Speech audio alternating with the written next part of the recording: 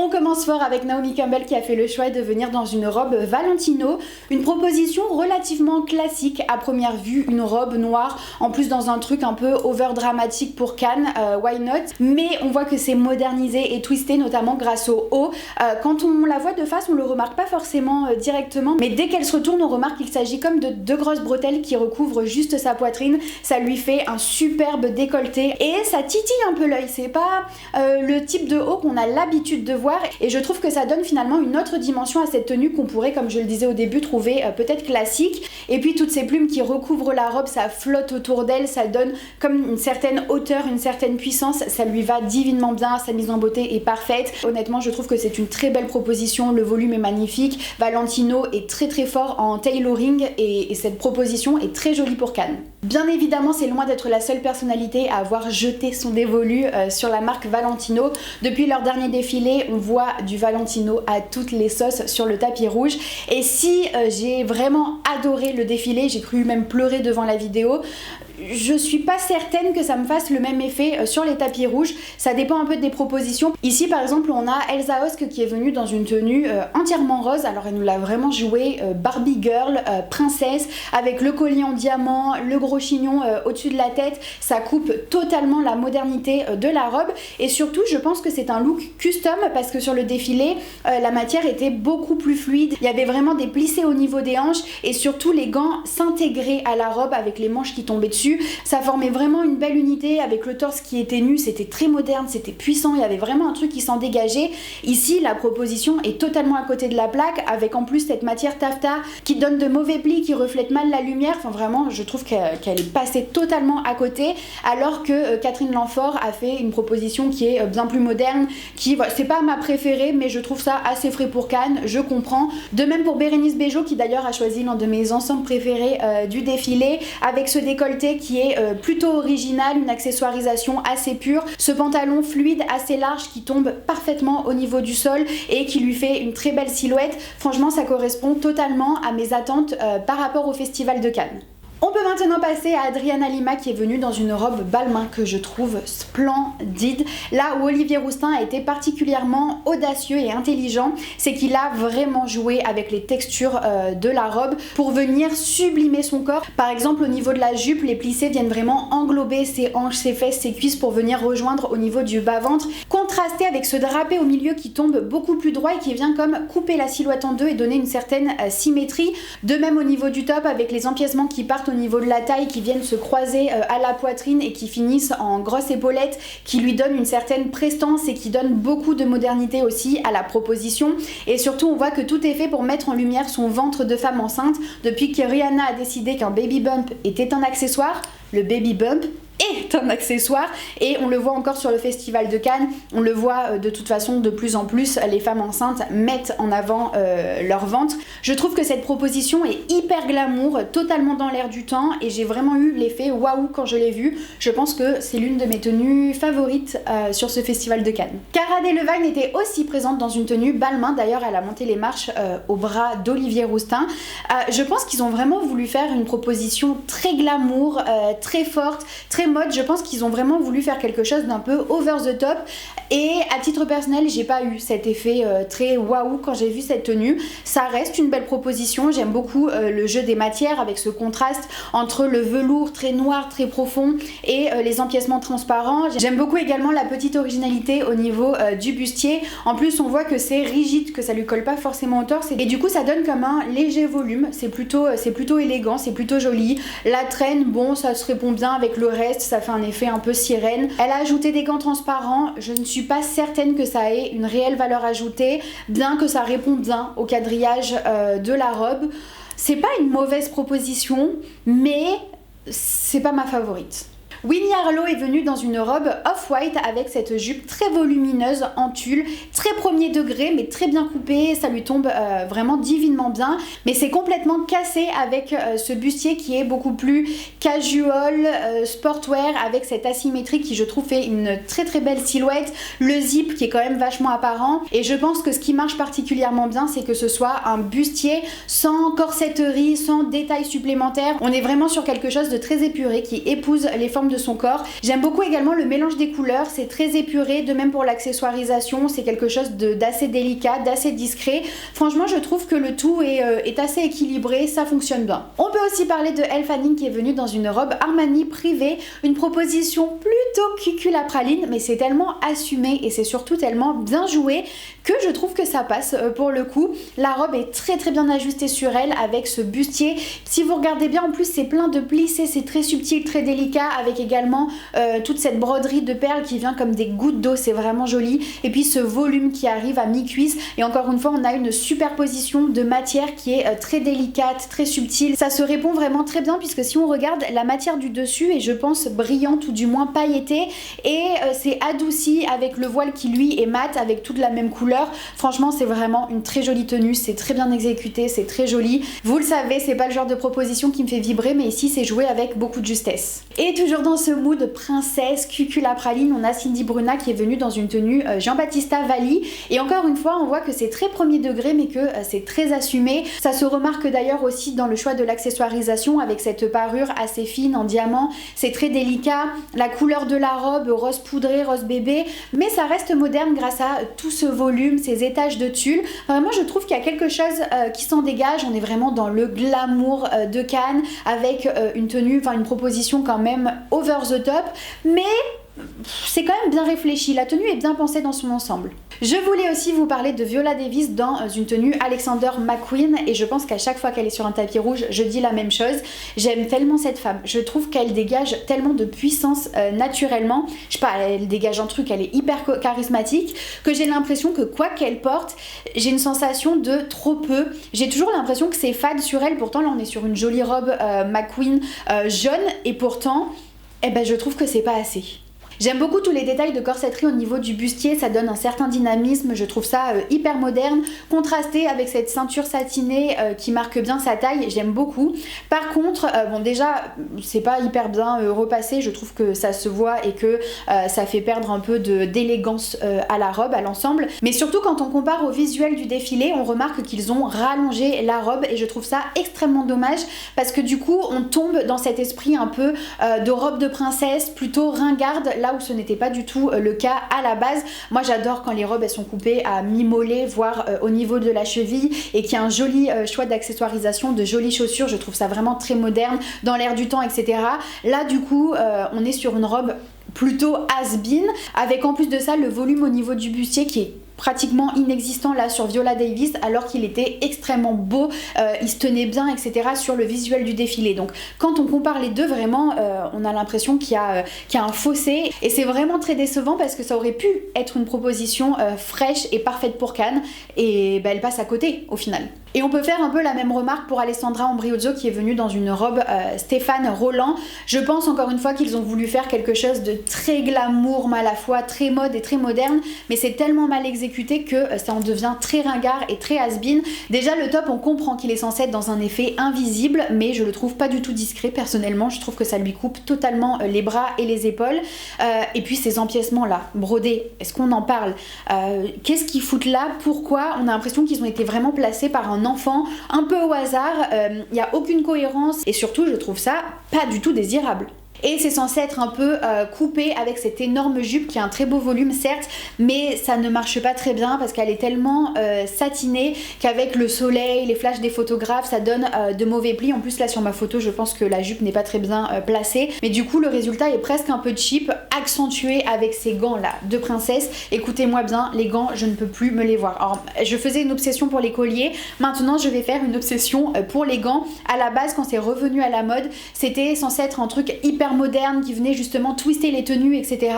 Mais là sur les tapis rouges on se tape des gants version Cendrillon, honnêtement j'en peux plus. Prenez exemple plutôt d'Emilia Schul, je suis pas sûre de bien dire son nom, est venue en Gucci, et là ça a une vraie valeur ajoutée d'avoir des gants, c'est un vrai intérêt. Déjà ils sont dans la même matière que la jupe, ils sont en dentelle mais pas avec la même échelle. On voit que le motif au niveau des gants est plus dense que sur la jupe, et du coup ça se répond super bien, et puis ça finit dans un froufrou qui se finit au même niveau que la jupe, et du coup ça donne une belle géométrie, ça donne un beau dynamisme, avec en plus le bas de la jupe qui est en velours, qui est une matière lourde et qui contraste avec avec cette jupe en dentelle qui est une matière beaucoup plus délicate. Je suis pas fan encore une fois des collants, moi je comprends pas pourquoi porter des collants avec des sandales, mais manifestement là c'est la mode, hein. Toutes les stars nous font ça, mais voyez la proposition dans son ensemble, il y a quelque chose quand même d'assez mode et d'assez moderne. Passons maintenant à Isabelle Huppert qui est venue dans une robe Balenciaga, elle est l'égérie de la marque et qu'est-ce que ça lui va bien, vraiment je trouve qu'elle est une très bonne représentante pour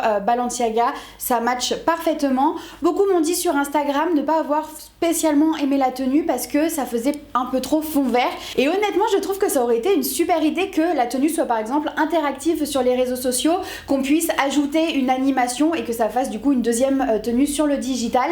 J'aurais adoré, mais non, il ne s'agit que d'une robe verte, mais j'adore la couleur, moi personnellement elle ne me dérange pas, je trouve en plus de ça qu'elle match assez bien avec sa couleur de cheveux ou même sa mise en beauté. La robe en elle-même c'est du Balenciaga pur, c'est quelque chose qu'on a l'habitude de voir chez la marque avec une coupe qui est très classique, très glamour mais totalement twistée, avec une matière beaucoup plus sportwear, beaucoup plus technique. Et également ce qui fait l'originalité c'est que la robe englobe entièrement le corps, du petit doigt à l'orteil, ça ne forme qu'une seule et même unité avec une tenue d'une seule et même couleur, d'une seule et même matière, et ce qui permet de donner du dynamisme c'est vraiment la coupe avec tous ses plissés, même au niveau du bras, etc. Personnellement je trouve que c'est très audacieux, que ça marche toujours aussi bien, je ne me lasse pas du tout de ce genre de proposition chez Balenciaga, et en plus de ça Isabelle Huppert est divine avec ce type de tenue. On a d'ailleurs Aya Nakamura qui est également venue dans une robe Balenciaga avec ce même concept de robe très classique, glamour, mais dans une matière beaucoup plus sportwear, technique. Ça lui va très très bien, vraiment pour moi c'est l'effet Balenciaga quand on aime la marque, quand on aime la vision de Demna. En général on aime bien ce genre de proposition sur le red carpet. Après je veux bien avouer qu'il y a moins cette sensation de waouh parce que c'est un peu du déjà vu, notamment sur Kim Kardashian, et sachant que Kim Kardashian se présente dans ce type de tenue tous les 2 jours, voilà, ça ne nous surprend plus, mais j'aime bien personnellement. Isabelle Huppert a également fait une autre proposition, toujours en Balenciaga, mais cette fois-ci dans une robe avec des codes un peu plus historiques on va dire, un joli volume de la jupe qui se tient bien et qui part de la taille. J'aime beaucoup les découpes et la construction de la jupe avec ce grand aplat sur le devant, puis après on voit qu'il y a 2 découpes sur le côté, et ce qui fait qu'il y a des poches mais qui sont quand même vachement à l'arrière, et je trouve que ça donne une très jolie dégaine à la fois élégante, classe mais très moderne. J'aime beaucoup également le haut avec ce col rond mais qui vient assez bas sur les épaules, encore une fois c'est très joli, il y a un côté très classique mais pour autant c'est pas quelque chose qu'on voit sur toutes les robes de soirée, et puis en plus de ça rehaussé par ce gros collier doré que pour le coup je trouve très moderne. Je trouve que c'est un très beau choix, peut-être un petit manque d'ajustement sûrement au niveau du dos, et donc ça fait des mauvais plis au niveau du bras, et encore c'est peut-être ma photo qui n'est pas flatteuse à ce niveau là. Très classique mais tellement bien exécuté et tellement juste que j'aime beaucoup. Alors que je suis par exemple un peu moins sensible à la proposition de Julianne Moore qui est dans une tenue Bottega Veneta, toujours avec des codes assez classiques de la marque. Je trouve que globalement cette robe est vraiment bien pensée dans sa construction, quand bien même c'est d'une seule et même couleur et d'une seule et même matière. Il y a du dynamisme par rapport aux empiècements au niveau du ventre qui sont beaucoup plus plats, et puis d'un seul coup on a ces petits plissés au niveau du bas ventre et puis sur les fesses, les nœuds, enfin on comprend, la robe est lisible, mais pourtant je ne peux pas m'empêcher de trouver qu'il manque quelque chose, que c'est un peu fade. Je pense également que la découpe, la construction au niveau de la poitrine me gêne un peu, j'ai l'impression qu'il y a comme 2 appâts et que c'est pas cousu en fonction justement de sa poitrine et de son décolleté, et du coup ça fait de mauvais plis au niveau des épaules. Je trouve ça dommage. Le collier est très joli, mais est-ce qu'il coupe pas un peu aussi le décolleté très en V de la robe? Je sais pas, j'aime bien, mais en même temps je sais pas. On peut passer à Kaia Gerber qui a fait le choix de venir dans une tenue Céline qui lui va divinement bien. La coupe est parfaitement adaptée à elle, la robe lui tombe très bien, c'est très bien fité, c'est joli, il y a quelque chose de très pur et en même temps d'assez frais grâce à cette couleur rouge.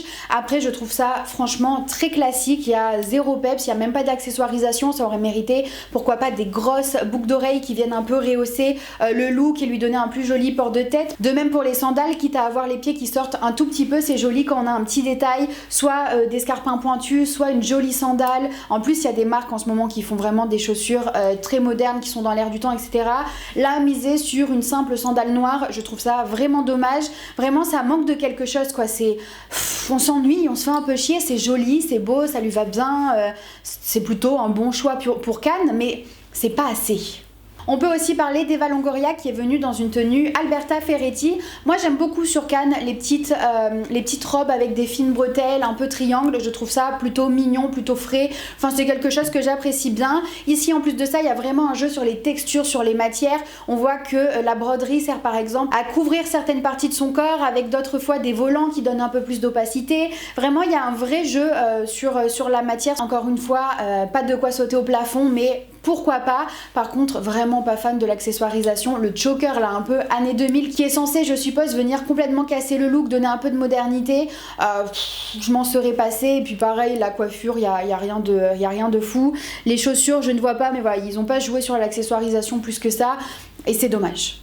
Elle est également venue dans une tenue Cristina Ottaviano, la robe argentée assez classique qui lui fit très très bien. L'effet de matière avec les perles, les petits miroirs est plutôt sympathique. Après franchement la coupe est très classique, très basique. Je trouve en plus de ça qu'elle est peut-être un poil trop longue et du coup comme c'est une matière je suppose assez rigide avec toutes ces broderies, ben, ça crée de mauvais plis au niveau du bas. Ça c'est vraiment dommage parce que ça se joue à 2 cm près peut-être, quelque chose comme ça, mais du coup ça manque de justesse et ça gâche totalement l'effet presque un peu statue que la robe aurait pu donner. Bon les petites manches qui tombent pour les faire un peu glamour, why not.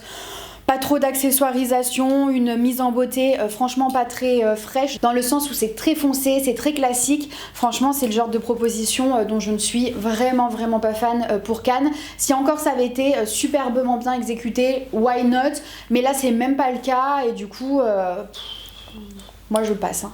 Plusieurs célébrités ont fait le choix de venir dans des tenues full argentées avec des choix plus ou moins chiants, j'ai envie de vous dire. Par exemple, on a Poppy Delevingne qui est venue dans une tenue Dolce & Gabbana. C'est bien coupé, ça lui va bien. J'aime bien la petite sandalette asymétrique qui match finalement bien avec la robe. C'est vraiment le minimum syndical, un choix un peu d'Adam, mais un choix acceptable, passable, on va dire.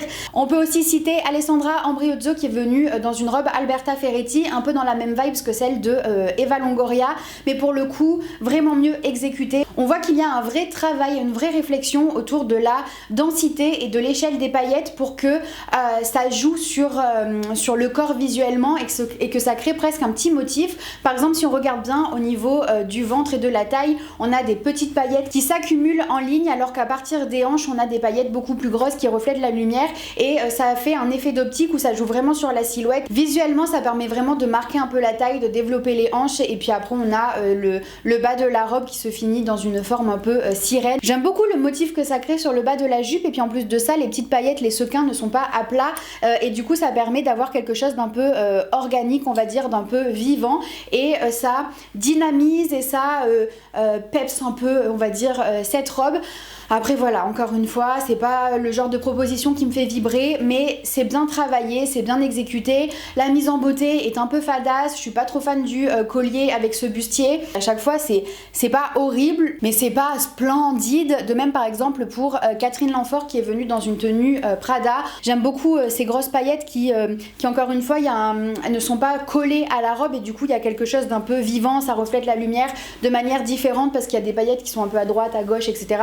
Ça permet d'avoir quelque chose de presque un peu coloré, ça crée un motif. Je trouve ça très joli. J'aime bien également le volume au niveau du dos. C'est pas vraiment un nœud mais je trouve ça assez moderne et du coup ça crée une traîne mais assez rigide et du coup c'est assez particulier. C'est pas quelque chose qu'on voit tout le temps mais ça me semble quand même plutôt moderne. Par contre je suis pas trop fan du décolleté. Je trouve que le décolleté en V tombe un peu trop haut et que la découpe est peut-être un peu trop grosse. Enfin je trouve pas ça hyper désirable. Je suis pas trop fan avec ce petit collier en plus de ça. Voilà, c'est passable encore une fois. Alors que par exemple on a Diane Kruger qui est venue dans une tenue Ami que je trouve vraiment divine pour le coup. Le fait que la robe soit coupée au niveau de la cheville, déjà je trouve ça extrêmement moderne, extrêmement frais, avec des chaussures dans l'air du temps de la marque Mash and Mash. Elle a vraiment pris un modèle qui attire le regard et qui va donner une valeur ajoutée, il me semble en tout cas, à la robe. La robe est très bien taillée, très bien coupée, avec ce nœud volumineux au niveau du derrière, mais qui du coup se voit également sur le devant. Ce drapé qui est long et qui contraste avec la jupe qui est un peu plus courte. Vraiment, dans toutes les tenues full argentées, etc., c'est la meilleure proposition. Anna Zaoué a fait le choix de venir dans une tenue Armani privée et c'est le style de look qui visuellement est tellement simple qu'il faut vraiment qu'il soit extrêmement bien exécuté. Et là c'est plutôt le cas avec cette robe tube qui est en fait un ensemble bandeau jupe, et là où il y a la petite originalité c'est que l'ouverture, le cut-out est vraiment sous la poitrine, là où d'habitude il est plutôt au niveau de la taille, et c'est vrai qu'habituellement on fait des ouvertures un peu plus imposantes, un peu plus épaisses. Là c'est vraiment très léger, c'est très fin, ça laisse comme juste respirer la tenue, mais ça donne également une petite difficulté supplémentaire pour la construction de la jupe puisqu'elle doit être vraiment bien ajustée au niveau de la taille puis au niveau des hanches, et comme en plus il y a du sequin, il faut vraiment que l'ajustement, enfin la découpe soit parfaite pour que les sequins ne fassent pas de mauvais plis, et là on voit que c'est vraiment le cas, alors que par exemple si on regarde au niveau du bandeau il y a comme un petit mauvais pli en dessous et c'est dommage parce que ça coupe un peu visuellement je trouve, et en plus on voit qu'elle est extrêmement bien pensée puisqu'elle est vraiment très couvrante sur le devant avec une fente sur l'arrière. Je trouve ça particulièrement sensuel, chic et glamour. Ça permet de voir ses jambes mais juste sur l'arrière, et encore c'est légèrement recouvert par ce nœud qui devient en fait un châle et qui se transforme en drapé sur l'arrière. Vraiment j'aime beaucoup, et puis même la matière de la robe, certes c'est tout du full sequin donc c'est quelque chose qu'on voit assez régulièrement on va dire, mais là comme c'est un sequin carré et que c'est très dense, de loin on dirait presque juste une matière brillante. Et là, il faut bien l'avouer, la robe a été bien travaillée, elle a été intelligemment faite et ça rend le tout assez audacieux. Jeanne Cadieux, elle est venue dans une tenue Louis B qui ne fera pas l'unanimité puisque c'est une tenue avec beaucoup d'humour.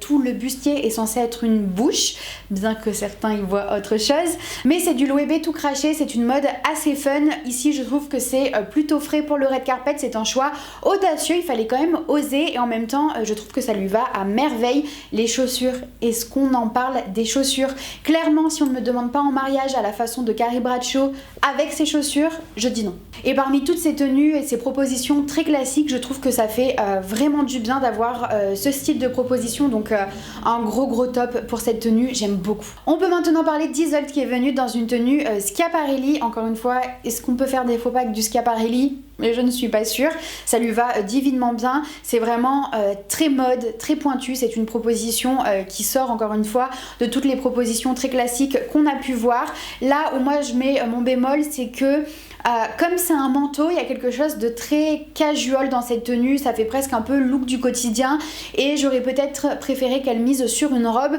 Après c'est une tenue qui est pleine de détails, j'aime beaucoup la poitrine en forme de cône, un peu à la Jean-Paul Gaultier, mais Daniel Roseberry pour Schiaparelli reprend souvent ce genre de détails. On a le détail des gants en cuir avec les ongles dorés qui s'inspire d'une création d'Elsa Schiaparelli à l'époque, et puis bien évidemment ces chaussures pieds dorés qui ne font pas l'unanimité. Généralement c'est le genre de pièce soit qu'on adore, soit qu'on déteste. Moi j'aime beaucoup le fait qu'ils partent de quelque chose qui est considéré comme à la base moche, dérangeant, voire dégoûtant pour certains, et de le statufier, d'en faire une pièce très créative, très pointue, très mode. Je comprends que ça ne plaise pas, mais je trouve que l'idée est excellente, j'aime énormément. De même pour le sac avec un buste dessus. C'est dérangeant, ça ne plaît pas à tout le monde, c'est quelque chose qui titille l'œil, c'est quelque chose que voilà, on n'a pas l'habitude de voir. Ça questionne vraiment le beau et le moche, et c'est pour ça aussi que j'adore le travail de Daniel Roseberry pour Schiaparelli. Donc cette tenue est vraiment excellente, je l'adore. Et après, est-ce qu'elle est vraiment adaptée au festival de Cannes? Je ne sais pas, j'aurais peut-être voulu quelque chose quand même d'un peu plus dans le glamour et un peu moins casual.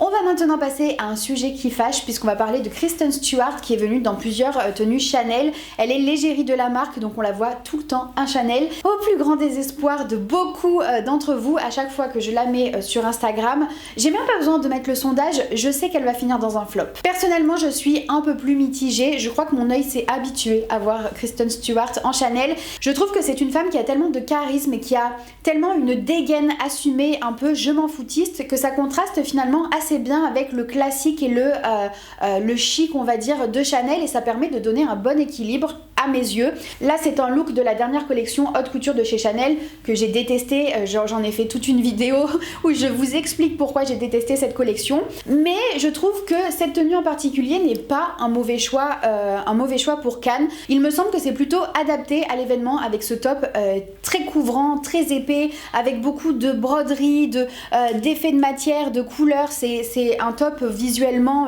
très chargé. Et en même temps, du coup, il s'accorde bien avec cette jupe un peu plus fluide, mais qui a quand même des volumes qui se tiennent bien avec ce nœud qui forme une jupe boule qui se termine en plus en forme de pointe. Je trouve que ça fait une très jolie silhouette, ça change un peu, c'est plutôt moderne. Est-ce que c'est la tenue la plus fraîche qu'on ait vue ? Pas forcément, mais en même temps il y a quelque chose d'assez mode et je trouve que c'est loin d'être un raté. Elle est également venue dans un ensemble noir qui fait un peu costume réinterprété, presque look du quotidien, mais certains détails font que on est quand même sur une tenue de cocktail, notamment avec ce pantalon tailleur très épais en tweed qui est très bien fité pour elle, ça lui va très bien, mais également ce petit top bustier avec des empiècements au niveau de la poitrine qui font penser justement à quelque chose comme un corset, mais qui est un peu modernisé et qui est porté un peu plus à la cool puisque les boutons ne sont pas forcément tous fermés, puis on voit vraiment voilà ces boutons un peu couture de chez Chanel. Je trouve que c'est très équilibré, c'est frais, moi personnellement c'est un peu ce genre de tenue que j'attends pour Cannes. Très chill, mais en même temps un peu chic, un peu cocktail. Franchement, j'aime beaucoup. À titre personnel, je trouve qu'il y a une certaine justesse et de même pour cette combinaison qui vient de la collection croisière que j'ai beaucoup aimé. Enfin, j'ai pas aimé la collection en entière, mais il y a quelques silhouettes qui étaient vraiment sympas et pour moi, c'est l'une des meilleures de Virginie Viard pour Chanel. Et il y a vraiment ce truc un peu chill, mais on voit que c'est mode, que c'est chic, ça fait très Cannes. Pour le coup, pour cette tenue, j'aurais quand même peut-être aimé un porté un peu plus loose et une mise en beauté un peu plus travaillée parce que il manque de quelque chose. C'est vrai que la combinaison se suffit elle-même, il y a plein de détails très Chanel avec des petites perles, avec ce tweed, la couleur rouge, la broderie Chanel, c'est une broderie. C'est peut-être une broche, mais en tout cas, c'est plein de détails avec même ici le petit patch Chanel. Mais je pense que s'il y avait eu une mise en beauté un peu plus travaillée ou peut-être des escarpins, je sais pas. On a également Michelle Williams qui est venue dans une tenue Chanel de la même collection haute couture que l'ensemble de Kristen Stewart. Et bah écoutez, encore une fois, moi j'aime beaucoup, j'aime bien le motif, j'aime bien les coloris, j'aime beaucoup la forme un peu empire et portefeuille qui correspond bien à sa grossesse avec les fines bretelles, le décolleté en triangle, je trouve ça frais pour Cannes. Le bémol que je mettrais, c'est peut-être l'asymétrie sur le bas de la robe. Je trouve que directement ça plombe un peu la tenue, ça fait mémérisant. Quand on zoome en plus on voit que du coup ça traîne un peu au sol. Je ne comprends pas bien pourquoi, je trouve ça vraiment dommage, surtout que si on regarde tous les détails sur le bas de la robe, il y a vraiment comme une fine dentelle qui est très jolie et c'est dommage qu'elle traîne là par terre comme ça. J'aurais préféré vraiment que toute la robe soit au niveau des chevilles avec des belles chaussures. Bon là elle a choisi les petits babies de chez Chanel, je sais pas si c'est ce qui correspond le mieux. Non, j'aurais peut-être préféré un petit escarpin ou quoi, mais why not? Franchement c'est une proposition pas trop mal, c'est frais, c'est chill encore une fois, mais en même temps c'est chic, c'est Cannes, j'aime bien. On va finir cette vidéo avec la queen Bella Hadid et c'est même pas moi qui le dis, c'est sa sœur Gigi qui au passage a taclé un peu tout le monde sur le festival de Cannes d'ailleurs. Elle est venue dans une première tenue Gucci vintage par Tom Ford et c'est ouf à quel point le Gucci de Tom Ford était très reconnaissable, j'adore. Bella Hadid en ce moment adore faire des revivals et c'est pas la seule d'ailleurs, là c'est vraiment le truc des célébrités en ce moment de trouver the tenue vintage, la tenue qui est dans les archives des marques et de de la ressortir pour essayer de recréer un moment mode. Et c'est un peu compliqué du coup à juger parce que effectivement le fait que ce soit une tenue vintage, le fait que ce soit des tenues qu'on ne voit pas depuis longtemps et qui sont faites parfois par certains designers qui ne sont plus chez la marque, etc.